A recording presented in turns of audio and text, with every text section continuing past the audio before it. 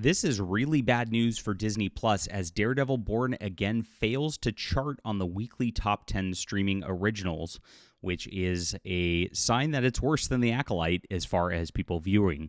There's another sign out there that's pretty big too, showing that people really are not watching this show, which is kind of bizarre. I wouldn't have expected this.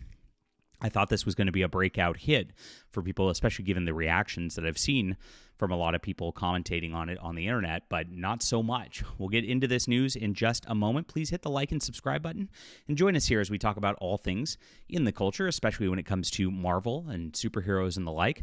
I'm a superhero comic book writer myself. My name's John Delarose, and I make my own books that are non-Disney, non-Marvel.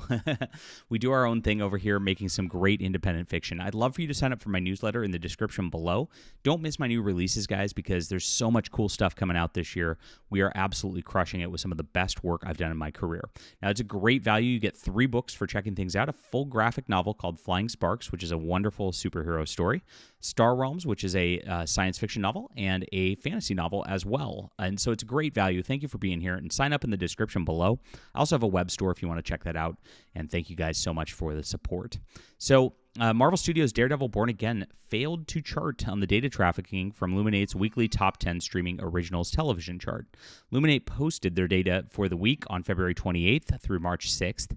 Daredevil Born Again is nowhere to be found, and Landman was 10th place with just 352 million minutes viewed. That means Daredevil Born Again, which had a 2-episode premiere, that means 2 episodes, yeah, that's not just one, performed worse than Landman. For comparison, Acolyte garnered 210 million minutes in its first week, and of course they were much shorter episodes than Daredevil. It moved up to 380 million in its second week. Both shows were released on a Tuesday. So this is bad signs for Daredevil, not premiering on this at all. You would expect this to be somewhere up there, probably in the number 1 spot, to be honest. I'm very, very shocked on this level right here. It was noted by Matt McGloin at Cosmic Book News, Marvel Studios, nor the Walt Disney Company shared viewership data for the show. So there's no announcement on the ratings and all that. Usually, when they have a show come out, they put out the ratings to show, oh, things are going really, really well for this show. And that is a bad sign for Daredevil that they haven't done so. It means they can't even spin this into some sort of success.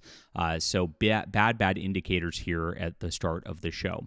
Now, looking at the number of reviews on IMDb, this is where it gets really interesting, too. It might have worse viewership than the premiere of The Acolyte as well. If you go back to the middle of June, The Acolyte's first episode had 11,000 total reviews, while its second episode had 9,900 reviews, right? And so its third episode had 7,500 reviews at that point. The day before its release of the third episode of the Daredevil Born Again, so about the same time frame, they only have 7,800 reviews for the first and 6,400 for the second. So you see that's quite the drop from The Acolyte. That means less people are going online and reviewing this by a substantive number, which means probably a lot less people are actually watching the show. And that this didn't chart on the top 10 also shows very similar to that. So what's going on with this? Why do they have such a big problem with the Daredevil getting any traction at this juncture? We'll get into that in just a moment. If you look at Google Trends, The Acolyte had a higher peak in people searching for The Acolyte on Google than Daredevil Born Again. Again, this is the same thing that shows that there's a problem there. It hit 100 during the week of June 2nd to 8th, while Born Again hit 60 for the week of March 2nd through 8th. There's a 40% drop in comparison. That's a big, big deal on that level. Now, here's what I think. There's a couple of reasons for this. One, Daredevil is a R-rated show. It is something that is so graphic violence, you can't have anybody, family, kids watching this.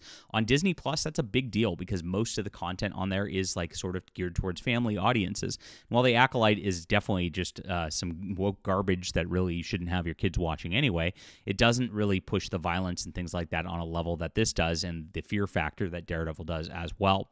Number 2, it is bringing something back after 10 years that was kind of a Netflix show. And so you switch networks, you switch platforms, you always get kind of a drop like that because the people who subscribe to one platform don't necessarily subscribe to the other platform. So if you didn't subscribe to Netflix back then, if you didn't watch it back then, and you haven't watched the old Daredevil show yet, you're not going to watch this one, which is a continuation of it, right? And so those couple of things are some pretty big factors in this, in my opinion.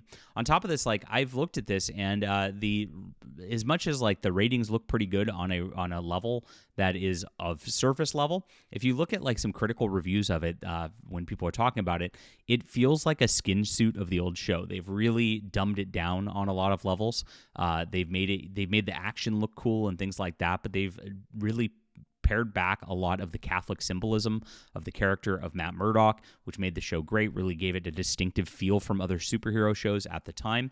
Of course, we know that the first episode really tried to like give everybody a gut punch. I got in big trouble. You guys all got mad at me for, quote, spoiling it, but nobody's watching it, so why are you mad at me?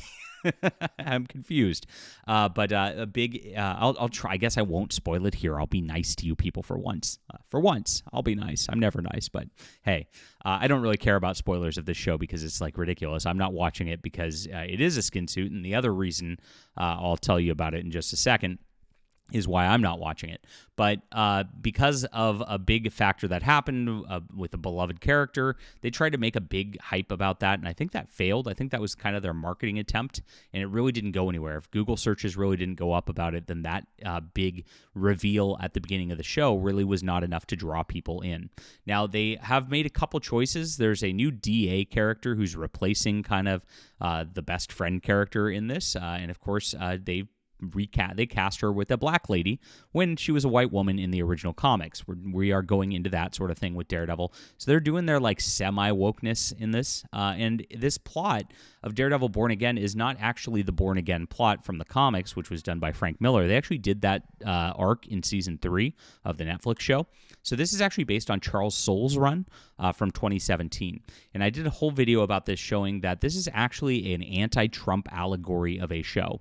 And Wilson Fisk, who's the Kingpin, the whole plot of it is he's becoming mayor of New York. They can't even believe that he got elected. Who would elect this monster? And it's a very thinly veiled attempt to actually criticize President Trump on that level. So I think there's a few reasons for this failure right here. One, the network switch. That's a big deal because, again, it's a continuation of an old show. It's not its own show, despite the fact that they relabeled it, and people are smart enough to understand that this is a continuation, so that's a big problem with the factor for the show. Number 2, I think the MCU and Marvel have just really worn out all of their goodwill. There's too much. All of the Disney Plus Marvel shows are a problem. Like, everybody hated Echo, and that brought back Daredevil, and they're actually teasing that they're going to bring back Echo into season 2 of Daredevil to try to force people to get into that show.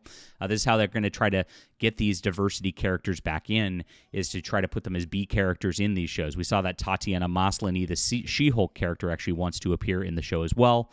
We'll see if she actually is allowed to do so. That would be a detriment to the show for sure.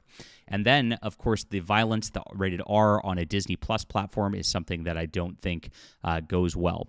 So as much as the plot details, I'm not a fan of it, and that's why I'm not watching it. I think the reasons are much more simple, which is what I just explained here, for why this is a failure, and a lot less people are watching this than would be watching something like The Acolyte, which was an abject disaster for Disney. All right, leave a comment down below with what you think about this. Please hit the like and subscribe button. Thank you guys for being here. I really appreciate you as viewers, and please check out my work, guys. If you like comics, science fiction, fantasy novels, I am a very prolific author. Would love for you to get on board. If you like my thoughts on storytelling specifically, this is a great spot to be in. 2025 is going to be a good year. Sign up right here for absolutely free, and please also grab some of my books in my bookstore. I appreciate you being here. We'll be back soon.